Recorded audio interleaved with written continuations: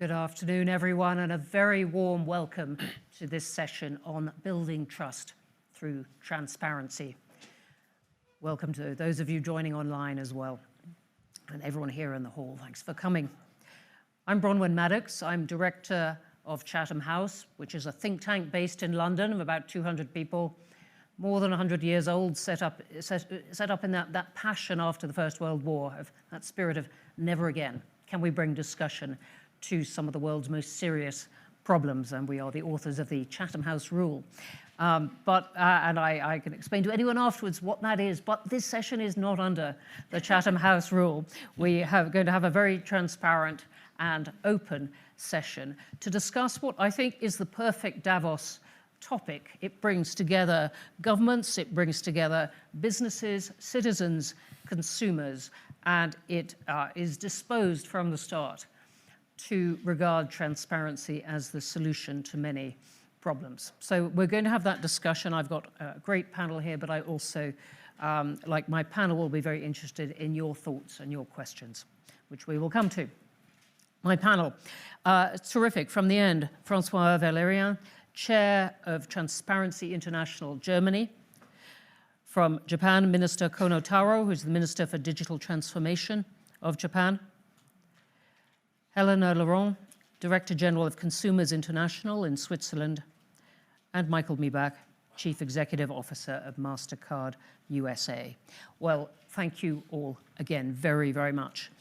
When we were talking before this session, I wanted to give it a bit of a problem-solving air, bring that to what can be quite an abstract topic. And so I've asked them each to talk for a few minutes about what the greatest problem is in their area, but also the greatest opportunity as we look out at 2024. And if you are going to tweet or post along with this, the hashtag is WEF2024. With that, François, I wonder if you want to start us off and just looking out at this year, what is most on your mind, both in terms of problem and opportunity? Sure. Transparency International is simply registered in Germany, but it's a global organization, yep, as we all know, I yes, assume, or most of us. And the main challenge for us in terms of transparency is to address the global economy of opacity.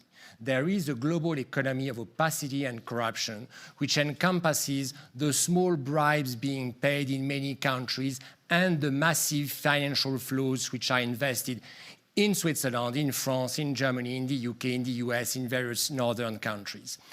Why is this economy global? Because the people that are extorting the bribes consider that they are paying themselves with those bribes. And why do they consider that? Because public money is being massively embezzled in their countries and fuels those massive inflows, which can be estimated at around $1 trillion a year.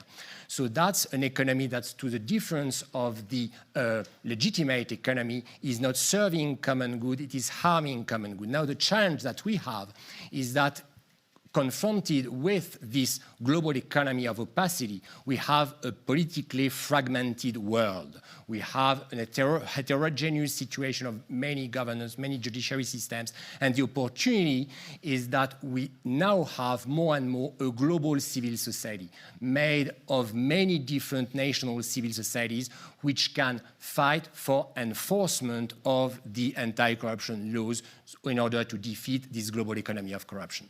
Brilliant. Just to pick up on that, so you're seeing the great force in favor of transparency is civil society as opposed to governments? The great force has, in our view, always been civil society. Now, governments may choose to listen to civil society, and they should do that in democratic systems.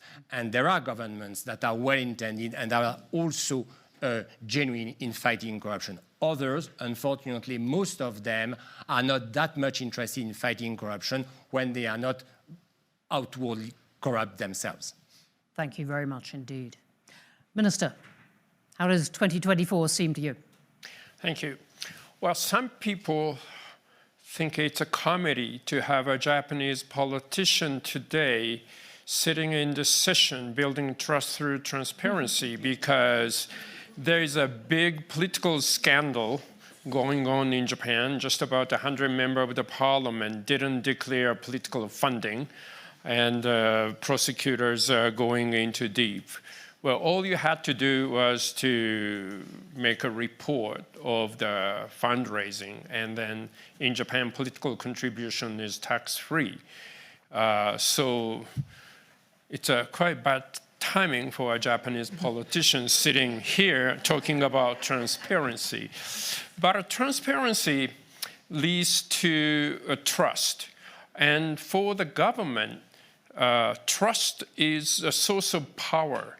Because in Japan, my agency, digital agency, is trying to develop national ID system.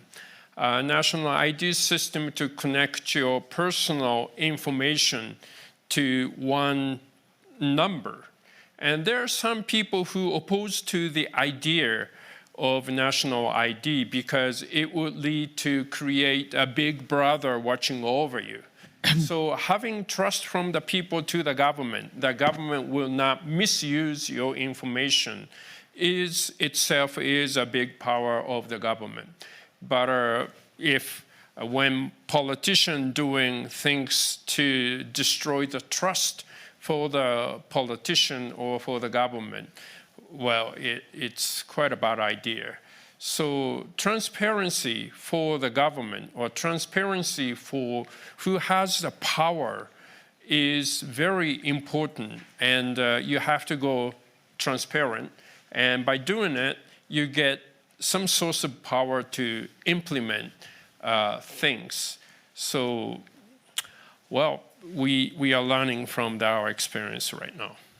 Thank you very much indeed, including for that frankness. People are allowed to make those jokes at their own expense, I guess.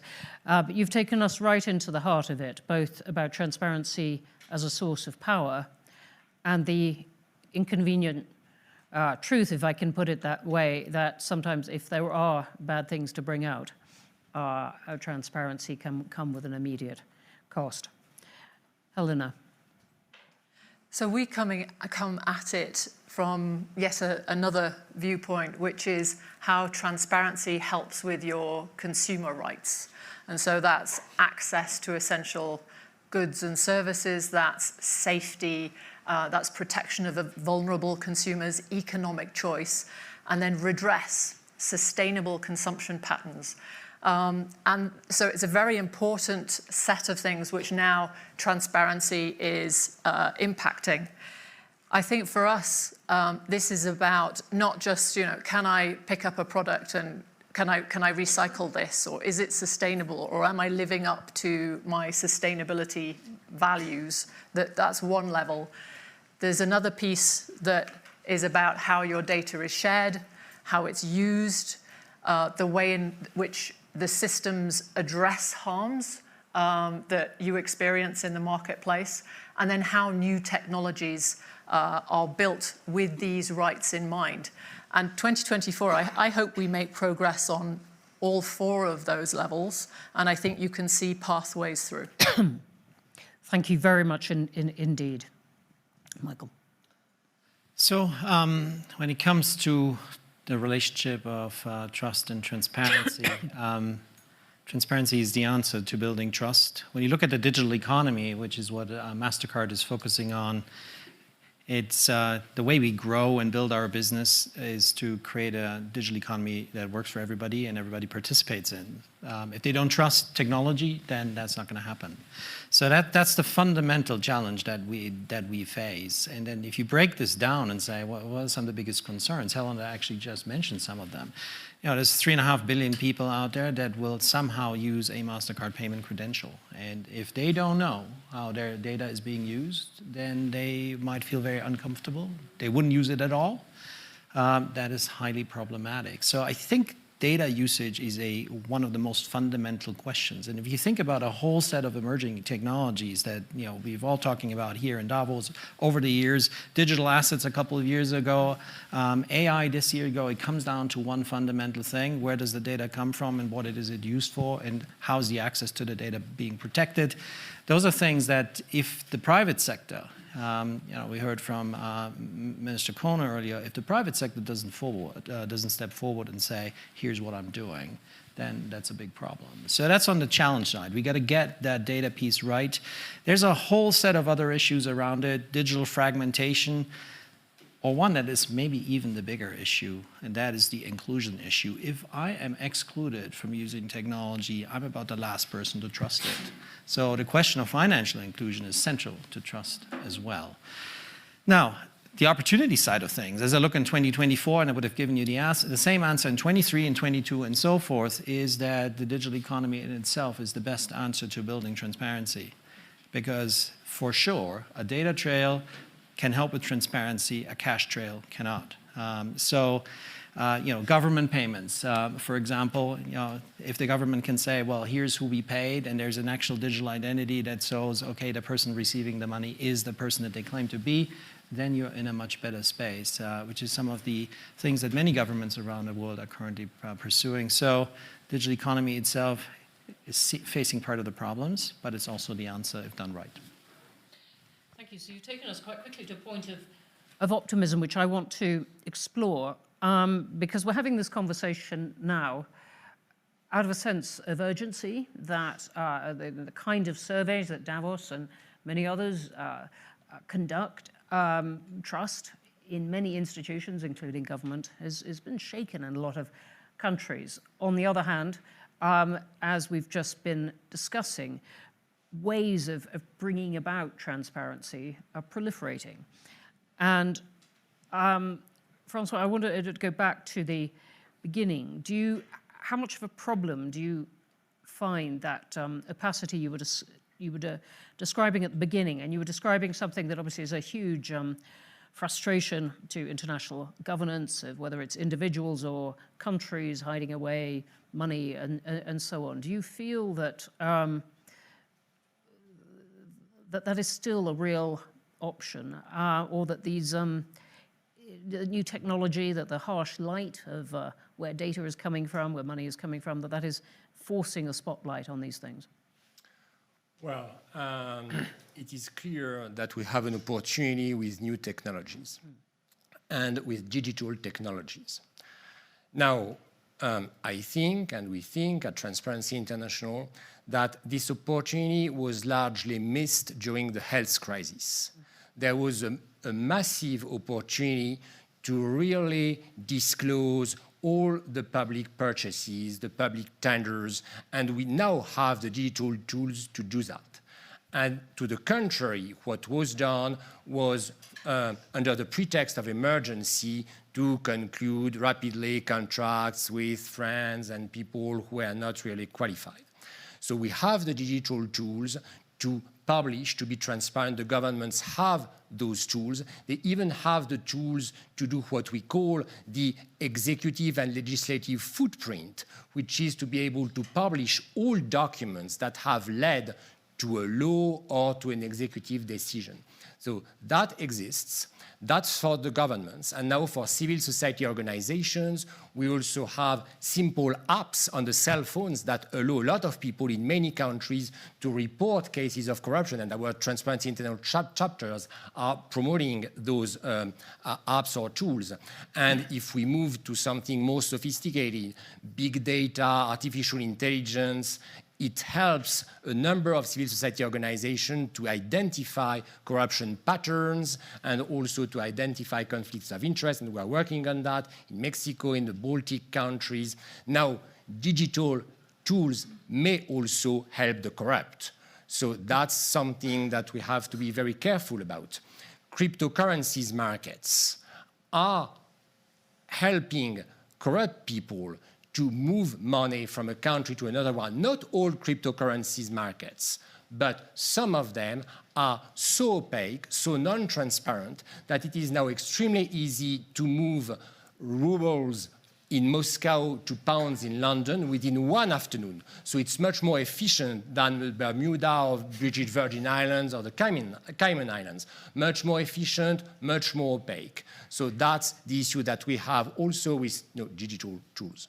Thank you very much. And I think of of the whole panel, you're probably the one dealing with the darkest side of this. Perhaps the others don't have to comment, but I've just come from moderating a panel on whether Russian assets should be given to Ukraine for its reconstruction, and there has been much debate in that of how big are the assets and where are they.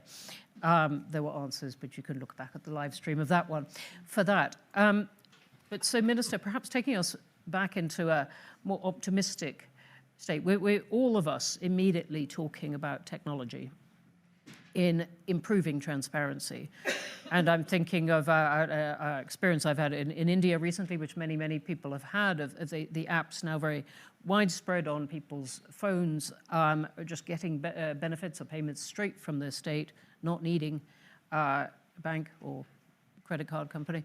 And you can buy an onion. I definitely need to comment on that. All right, yeah, go on. Keep going. Yeah, you can buy a single onion on a street corner with your phone, and much of the corruption possible in that transaction been shaken out. I wonder if you could take us a bit more into your thinking and your planning about what you would like to develop in the next year or two. Thank you very much. When you move into digital or handling data with digital technology, a lot of things come up in open. Like, we used to do a lot of government things with paper. And if you make a mistake, but the mistakes are buried in a stack of paper and you never know. Now we are using national ID system. You can see your record with your smartphone. And a lot of people are saying, this is not correct. My name is not written correctly. And it was a fairly good size of a scandal. But yes, we made a mistake, but there must have been tons of mistakes buried under the paper which are not found. So moving into digital, people can see your own data. And if there's a mistake, you can say, hey, there's a mistake in it, and the government needs to correct it. Same thing there. Well, going back to the political scandal, it's been going on for maybe 20 years. Nobody knew about it. But one professor gathered all the paper declaration of the political contribution, put it in a computer system, and he found out there's a huge discrepancy who has given the money and who has received. And that's how he found out there's an undeclared amount of money involved in this.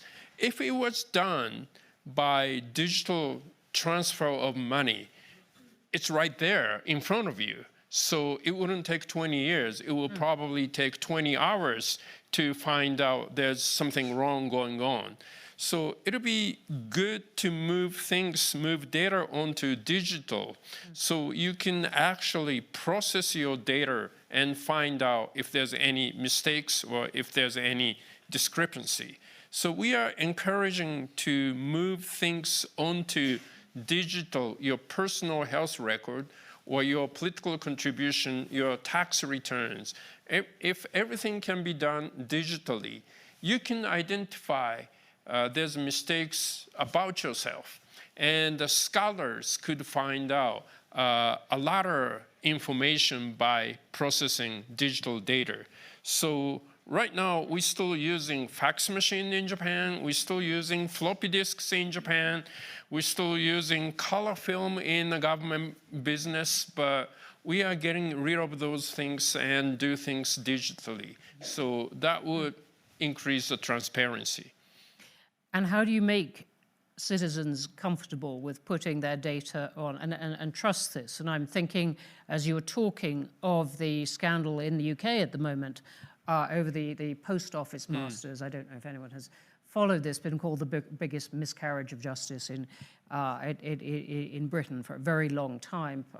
The computer said there was a discrepancy in money, and hundreds of people running these little post office were accused, had to repay money, some of them jailed, and yet it was the computer that was wrong.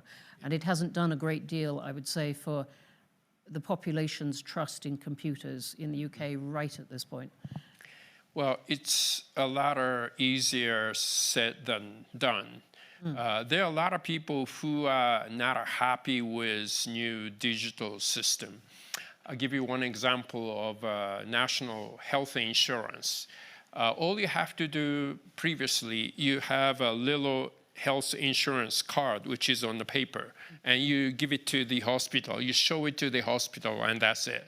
Now we are getting rid of that paper and moving that onto IC chip card. So you have to put it on the system, do the face recognition.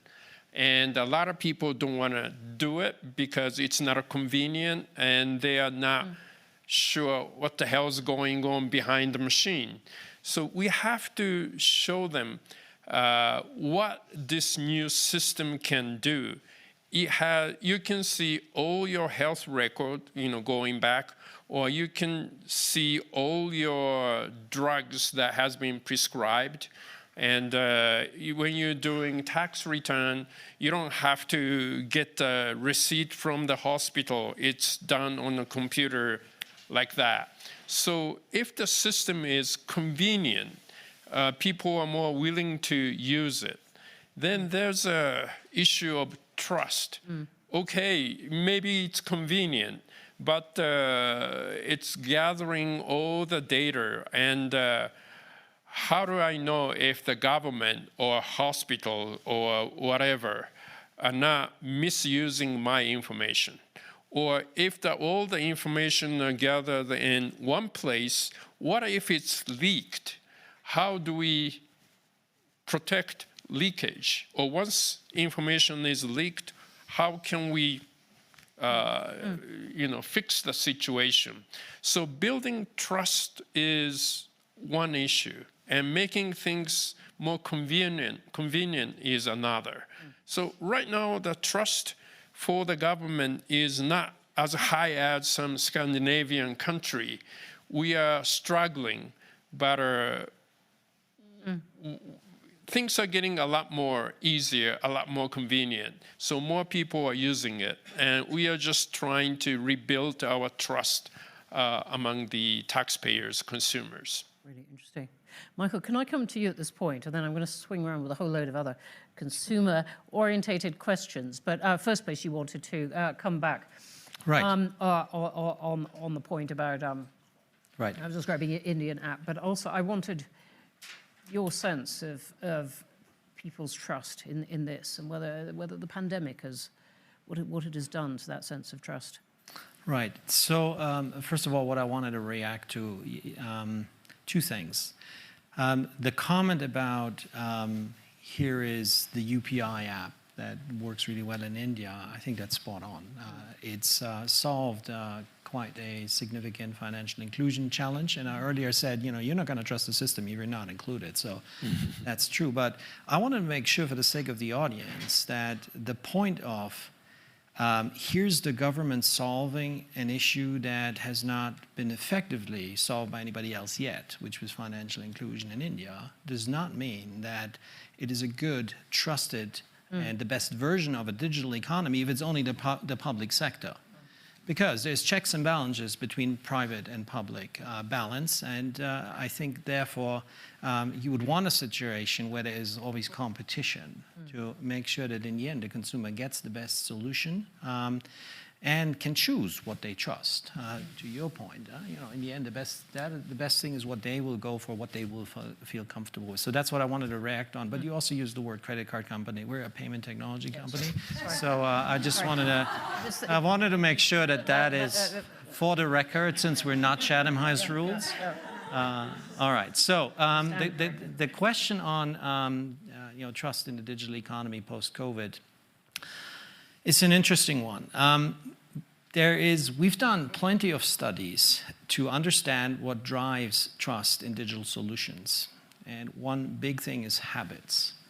So if somebody claims this digital solution does something for you, it's going to solve your problem. And every single time it's going to solve your problem, it's going to solve your problem, whatever. Access to credit, let's say that's an example. If you make that promise and you deliver on that promise every single time, people will start trusting that. So that often takes very long. We launched something 10 years ago, 12 years ago, called contactless, which is like you tab your card and today you tab your phone. It took 10 years because people had choices and it didn't feel like nobody was explaining how it would work, and there were these kind of wallet things that said if you cross the pedestrian crossing, somebody can read out your data, and there was the weirdest stories around it, and it just did not take off. But how do I find my way to the pandemic? The pandemic forced people into using things. So it wasn't really a choice. We were all locked up at home, and the only way to transact was online. And then you felt that every single time, many people felt that every single time, the food was actually delivered. And nothing happened. And nothing actually happened. The data was not stolen. So that built a habit where there were a lot of bear cases on digital economy-oriented companies like ours that after the pandemic is over, these behaviors will revert back to the mean, and people will go back to a world of cash, and all of that never happened. So habit building happened, but you also had a lot of people coming new into this digital economy, and some of them were surprised, and some of them were left behind. I just spent some time in Japan last week, where there is, a large elderly population. So my mother is 75, and she wouldn't use any of these tools. So that caused some trust issues as well. If people said, well, "What about me?" So I think it's a bit of a mix what the pandemic did for the digital economy, but the fundamental trend that is undeniable, it drove a trend of more digitization. So Helena, I wonder if you could bring some of this together for us and just take us into, from your perspective, of what you think consumers want to improve trust. What kind of protections, what kind of explicit acknowledgement of their rights, right? What kind of, so pointing at Helena. Okay, sorry, apologies. No. You can come back on that as well, but you have much to say about it. But from use of their data, from unwanted consequences of technology, I think Bluetooth used to send unwanted pictures, if I can put it that way, to people nearby. What are the kind of protections that would give people confidence that you feel some pressure for at the moment? Okay, so I'll have a stab at it, but this is all about learning, so very glad to hear. I think the first one, from the first days of the pandemic, we didn't just hear about the big scandal. It's the drip, drip, drip of scams, and that's now at the size of $1 trillion. 56% of people don't bother reporting because they don't think anything will happen. I think it's 7% of the cases get addressed. So one of the biggest things is probably just really that you have recourse and you have redress. There's an enormous amount of trust in what we can do for the future. But that drip, drip, drip, when we say Francois is dealing with the biggest of the issues, I'm not going to compete with anybody about problems here. Yeah. But when we talk here about building trust in the future, consumer justice is a big chunk of the justice gap. And in some places, it's a very significant part of how people see the world. So the one piece is enforcement, let's track down, and that is, I believe, within our gift, with enough investment in the enforcement and connection between enforcement agencies which are out there. And yet, may I ask you, and I'm sure the other three then have a view on it, who pays in a way? Because you're talking about scams, crime. In the case of the UK, I think half of reported crime, and that's only reported, is some kind of financial fraud, scam, whatever.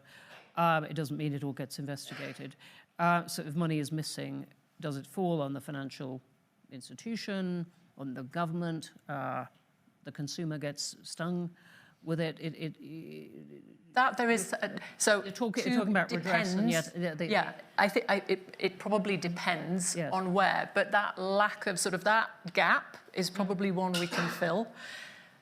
Going back a step, I think there's something about knowing where your data goes, right? So there's an increasing recognition that when I go online, there is a set of things that happen behind the scenes. Where does my data go? Do I have control over that? How is that? There is then a set of, when harm happens, redress. So say I am not able to make a payment across borders, or the product that I was expecting to arrive doesn't arrive. Who do I go back to? So a level of transparency there, I think you can work on. And then back into, I think amazing work going on, led by Japan, on the free flow of data at the very heart of this. Are we thinking about that with redress in mind? So sort of at a citizen level, I think it's sort of, do I say yes to what is used with my data? Am I protected, and are those protections enforced? And then, is there a redress mechanism at the back end of this? That's great. Thanks. I want to come to questions in just a moment, so that we have a good 10 minutes for questions. But I would love, beginning with Michael, just your thoughts, the other three of you, right, on this point about protections and, if you like, the darker side of what we've been discussing. I think it's important to approach this question with a bit of a principled approach. Who has control? Who's the weakest and has the least leverage?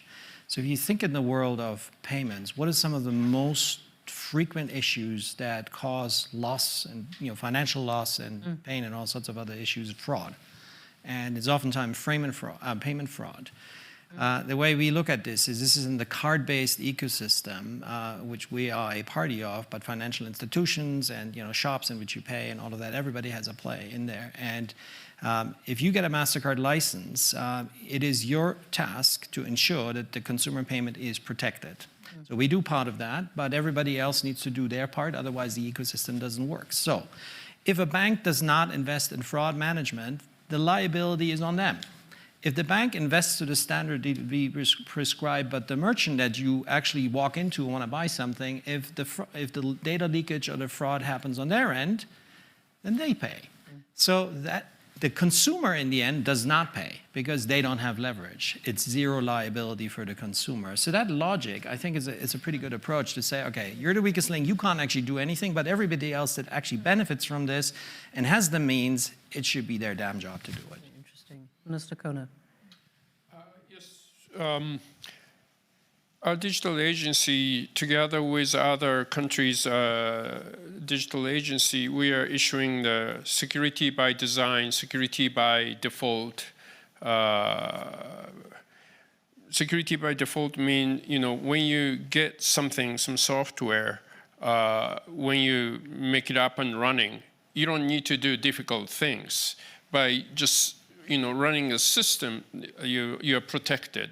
And those who develop the system need to take that into consideration. So if user uses in ordinary way, you should be protected. That's the security by default. So in those mechanisms, we need to protect the consumers. We cannot ask consumers to do difficult thing to protect what they are doing. Then people not going to be doing things. So make things easier for consumers. And we need to put the burden on those developers so that when they put the product in the market, those who use it, the consumer need to be protected. And I think that need to be the principle to the future. Thank you very much. Francois. Yes. So from the angle of the fight against corruption, corruption is no victimless crime. Corruption and abuse of power make a lot of victims. When political power is being abused in some Latin American countries or some African countries to favor wild deforestation, you have people who are losing their lands and even sometimes their lives, and they are victims. When the employees of Wirecard lose their jobs because their managers in Germany and their top managers were in the business of presenting fake accounts, they are victims of corrupt practice and abuse of power. And when public money is being embezzled and there are no schools, no hospitals, no roads, the entire population is a victim. So that's really a new frontier for our fight to defend these victims and to make sure that they have rights and that justice can be given and that redress can be ensured so that the money that is being confiscated from this global economy of corruption can be restituted to the victims. Thank you very much indeed. Well, with that, could we have the lights up? Let's go to questions, remarks. So I'm going. Let's start here, and then I'll come to you. And if you'd like to say, in the spirit of transparency, if you'd like to say who you are, please do. But there is no obligation. Well, optimist, so wearing green, Isabel Hartung, working in different supervisory boards where transparency is key. I would like to go one level below. I mean, I heard this sentiment of transparency through digitization. In the end, kind of, it's like turns things visible, and so people immediately trust. But the question is, it sounds like it's an objectivation of, what you're doing. So instead of having the paper, you're just showing the paper. But we know, I mean, latest since Trump, that there are alternative facts. And so if I don't want to believe politicians that they kind of, like tell me the truth, I will not believe them also if they put up digital numbers. And so it seems almost like truth has become negotiable in many regards. I mean, if you think about COVID, discussions around whatever, it's like happens through COVID, through the vaccination, I mean, a lot of things. And I'm just wondering, and I liked your example of habits. So I'm just wondering, I mean, what you think you should do to go one level below to establish trust. And it's more going into also maybe a mindset, integrity, it's like topics like that. And what have you achieved, or where do we see the biggest challenges? Really interesting point you've made, and a question, and for the online audience, quite a lot of nodding as you were talking behind you. Part of your question is if people aren't going to trust the bit of paper, what is the digitization or the transparency? Why should that make a difference? Let's take the second question. Do you want to take the microphone? Actually, it's a very small remark and a question to Mr. Valerian. The remark is, in my opinion, you're holding the horse from the wrong side. You shouldn't talk about trust. You should talk about your own trustworthiness. And this is exactly the problem in Japan, if I may say so. It's the trustworthiness of the politicians and the government. So it's not the people. You are granted the trust if you are trustworthy. My question to Mr. Valerian is the following. The corruption index works on the process that if there is transparency, there is trust, and things move better, which is true. However, in corruption, there's an element of trust as well. You don't pay to a corrupt person if you don't trust that this person will deliver. So how do you calculate this in your index? Thank you. Really interesting. Again, distinguished economic work on the degree to which corruption can help a society. Would you like to say who you are? Oh, sorry. Excuse me. Of course, Faris Murad, Peak Values. Thank you. And let's take a third comment, and then I'm going to go to the whole panel and ask for their comments on these. Please. Okay, thank you. I'm Susana Sierra. I'm from Chile, and I have been working in anti-corruption. Do you think that we need more regulation, because if we are talking about trust, we shouldn't need more regulation about anti-corruption? And usually when we have more regulation, then we have more people that doesn't follow the regulation, so it's more untrusted. So what do you think about new regulations about anti-corruption? Okay, thank you. Let's go from the end, Francois. Well, on the CPI, so our objective is to foster trustworthiness of the political leaders and also of the leaders of the companies, which will also bring about trust from those who gave them their mandates. We are not working on increasing trustworthiness of the corrupt among themselves. But you're right to say that, yes, there are elements of trust in that world that we are fighting against. Now, how we calculate our corruption perceptions index, well, it's transparent inside our website. It's an average of different sources that are measuring from different angles perception of corruption in the public sector, and we calculate every year the average, and we publish it. So that's on the CPI.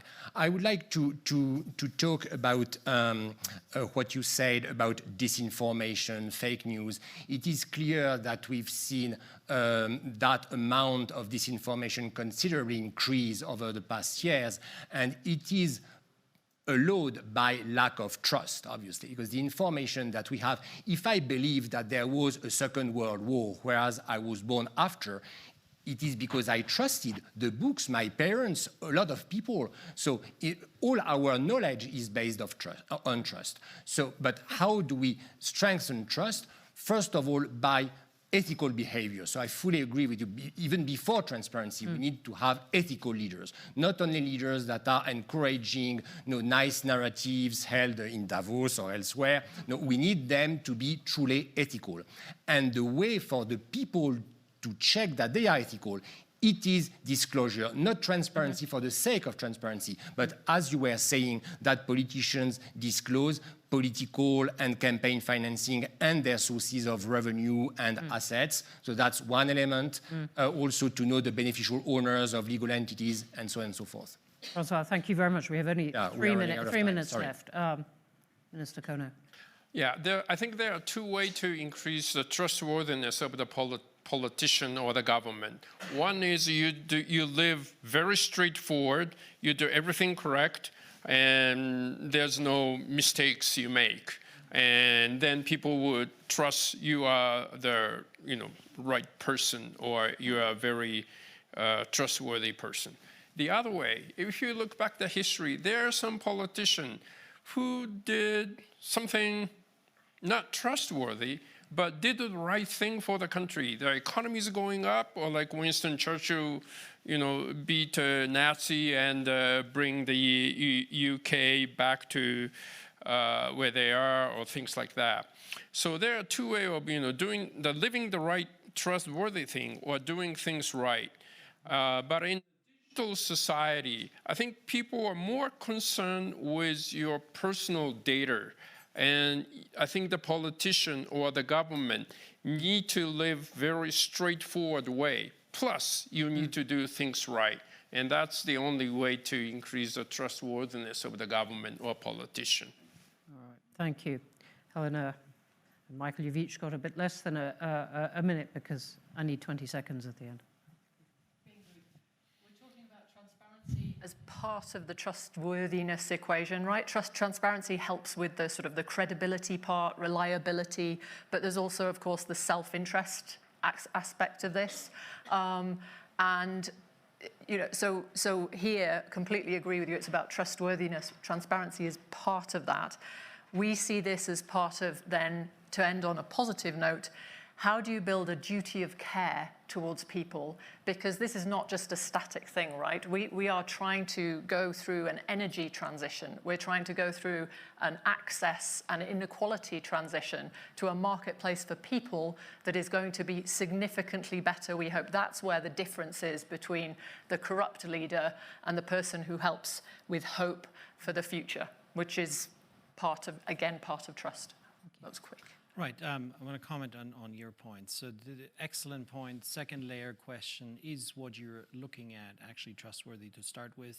And it's not just the trusted handling of it. So I think the way to approach this is with great care and process.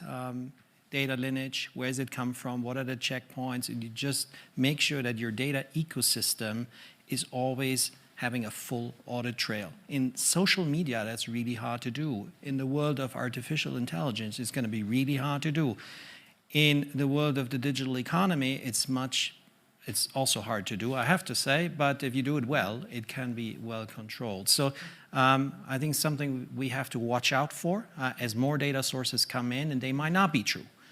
But that you were in a particular shop buying something, that's a true piece of data. And if we make this available to you because we tell you, you own your data, you control it, and you can see it, then you can tell us if it's wrong. So I think that's the way to do it.